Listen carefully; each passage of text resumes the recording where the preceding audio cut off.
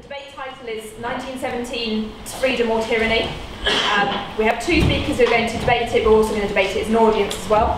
Our two speakers are Paul Vernadsky, who has just written this book for Workers' Liberty, The Russian Revolution When Workers Took Power, and Eric Lee, who's got a book coming out very soon called The Experiment, Georgia's Forgotten Revolution, 1918 to 1921. That's the format of the debate. What's going to happen is we're going to give the two speakers 20 minutes to introduce the topics, introduce the debate, start the debate. Then we will open it up to the floor for discussion. People can feel free to put their hands up, and I will take people roughly in an order that people put their hands up, but to make sure we balance the debate as well. Please feel free to make contributions and comments and ask questions when we have the floor discussion. And at the end of the debate, the speakers get an opportunity to summate. We will attempt to balance the debate from different opinions, so it may be a case that I take Eric back because he feels like he might be in a minority in the room for a short period of time in the middle of the debate, but we will see how that goes. We're aiming to round off the debate by about 9 o'clock so we can go to panel discussion. So without further ado, I'm going to allow Eric to start. Eric, you have 20 minutes. Thank you very much. Good evening, everyone. Good evening. Good evening. Hello. First, I want to begin by congratulating Paul and the AWL on the publication of this book. While we will disagree on some important things, which will come out this evening, we agree on the enormous historic importance of the 1917 Russian Revolution, and I welcome any attempts to grapple with the issues raised. Now, Paul's book offers new insights, such as the critical discussion about Lenin's revolutionary defeatism, and of course, I welcome all the very positive references to Karl Kautsky and the German social democracy, which are often lacking in the writings of those who come from the Leninist tradition. Let me briefly comment on 4 of the questions that were posed for tonight's debate. Was the Bolshevik Party of Trotsky and Lenin a conspiracy of elitist professional revolutionaries or a mass movement organically rooted in the Russian working class? Maybe it was both. The Bolsheviks were elitist and conspiratorial, and this was pointed out by such leading revolutionary Marxists of the time as Rosa Luxemburg and Trotsky himself. Rosa Luxemburg wrote a blistering critique of Lenin's view of the party way back in 1904. She ended her essay, which had the catchy title of Organizational Questions of the Russian Social Democracy, with this memorable sentence: "Let us speak plainly. Historically, the errors committed by a truly revolutionary movement are infinitely more fruitful than the infallibility of the cleverest Central Committee." In that same year, Trotsky wrote this memorable critique of Lenin, one sentence: "These methods lead to the party organization substituting itself for the party, the Central Committee substituting itself for the party organization, and finally the dictator substituting himself for the Central Committee." Yet 13 years later, Trotsky joined Lenin's party and tragically witnessed his own prophecy come true. But it was not all about conspiratorial elites. As the provisional government in 1917 failed to deal with the challenges facing the peoples of the Russian Empire, in particular ending the war and dealing with the peasant hunger for land, the Bolsheviks picked up considerable support among workers in Petrograd, and most importantly, in the army garrison in the imperial capital. In other parts of the empire, most notably in Georgia, the Bolsheviks had hardly any support at all. In other words, there are aspects of the October Revolution that resembled a popular uprising, and others that look more like a military coup. There were elements of both. The next question: was the revolution's eventual degeneration into totalitarianism an inevitable, perhaps intended consequence of 1917, or could history have turned out differently? My answer: of course the degeneration into totalitarianism was not an intended consequence of the revolution. Obviously not.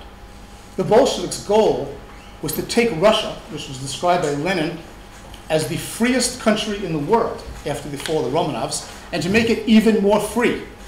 In 1917, they never argued for totalitarianism, for its concentration camps, secret police, famines, purges, and terror. To the contrary, Lenin's booklet, State and Revolution, which he wrote during the revolution in 1917, offered a vision of the withering away of the state, an anarchist utopia that was the exact opposite of what he and his comrades actually created once they were in power. As for whether it was inevitable, we need to explore the discussions and debates that Russian Social Democrats had before 1917 about the revolution, particularly about the risks of seizing power. Let's discuss in particular very specific warnings given to Lenin about the dangers specific to Russia of a premature seizure of power and nationalization of land. In the debate among the Russian Social Democrats about the land question, more than a decade before the 1917 revolution, Lenin initially called for the nationalization of land.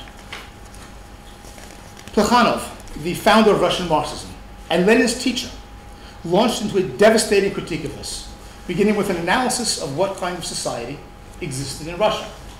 This is a decade before the revolution. Plekhanov reminded Lenin that Russia was neither a capitalist nor a feudal society, that Marx had correctly described it as being semi-Asiatic. This meant a system where the state was stronger than society. Plekhanov argued that the economic foundation of Tsarist absolutism was state ownership of the land. To break that foundation apart and to destroy Tsarism, land would need to be given to the peasants and taken away from the state. And Plekhanov warned that the premature seizure of power by socialists in a society as backward as Russia would, if it failed, lead to something far worse than a restoration of capitalism. He warned of the possibility of what was called at that time an Asiatic restoration. In other words, an infinitely stronger state with no civil society to speak of and with the land in the hands of the state. This accurately described the Stalinist regime that emerged nearly 2 decades later. Your third question, what were the alternatives? Well, we don't need to discuss hypothetical alternatives or might have beens. The very last part of the Russian Empire to come under Bolshevik rule in February 1921 was Georgia. And the Georgian Democratic Republic, ruled by Social Democrats, Mensheviks, was precisely the kind of alternative revolution that Kautsky, among others, had been calling for. Sadly, there is no discussion in Paul's book of the Georgian experiment. Fortunately, someone has decided to do a book-length treatment of the subject. I wish I could hold up the book right now. And that author concludes that the Menshevik experience in Georgia proved that another revolution was possible. Fourth and last of your questions. Is the model of the Russian Revolution something for contemporary socialists to aspire towards or a historical relic? I would argue clearly not. The model of the Russian Revolution, the opportunistic seizure of power by a small revolutionary group because it could, without any real concern for the risks, because the European socialists will save us, created the conditions, isolation, economic collapse, civil war, that gave birth to the Stalin regime. Surely this cannot be a model for anyone today. Let us move on from these questions and focus on the larger picture. I suggest that we start at the end. Looking back today, more than a quarter century after the final collapse of the USSR, can we honestly say that the Bolshevik Revolution was a success? That it created an even freer society? That it contributed anything to human happiness or human freedom? Let's focus on the choices the Bolsheviks made, because they did make choices. There is a tendency on the left to forgive every mistake they made and every crime they committed on the grounds that they were forced to. Lenin didn't want to create the Cheka, the brutal secret police responsible for the deaths and misery of so many millions. He was forced to do so by the imperialists who tried to bring down the Bolsheviks from day one. He and Trotsky and the others, the other Bolsheviks, didn't want to create the forced labor camps of the Gulag, or to close down all opposition newspapers, or all opposition political parties, every single one of them, without exception, from the cadets to the SRs to the Mensheviks.